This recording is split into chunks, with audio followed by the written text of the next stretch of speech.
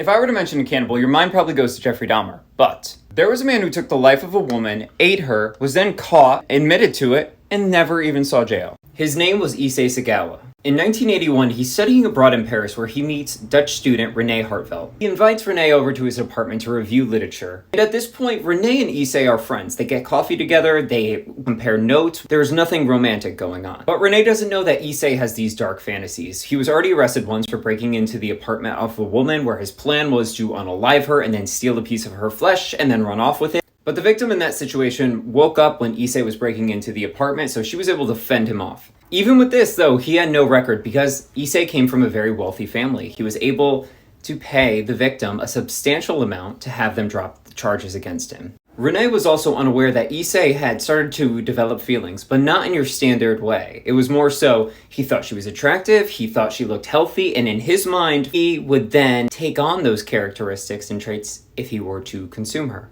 While René is distracted, Issei then fires at her into the neck. Then over the course of 3 days, he assaults and consumes her. After this, he dissects her and then puts her into 2 large suitcases. He then takes these suitcases from his apartment and then goes to a park named Bois de Boulogne. He arrives to the park around 8 p.m., but since it's summer, it's still light out and there's many people still walking around. His plan was to dispose of the suitcases and some of the lakes that are around at the park.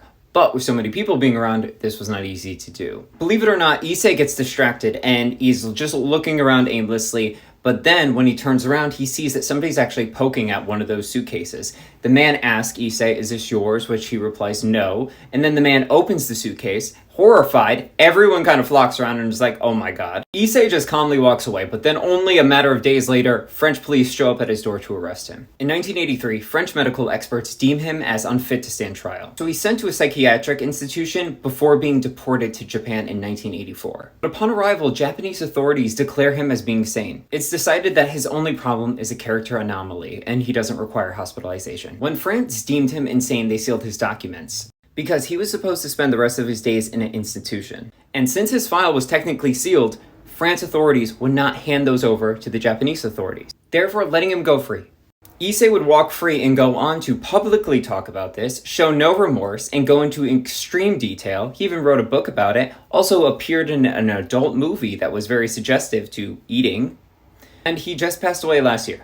The lack of justice for René and her family is honestly just heartbreaking.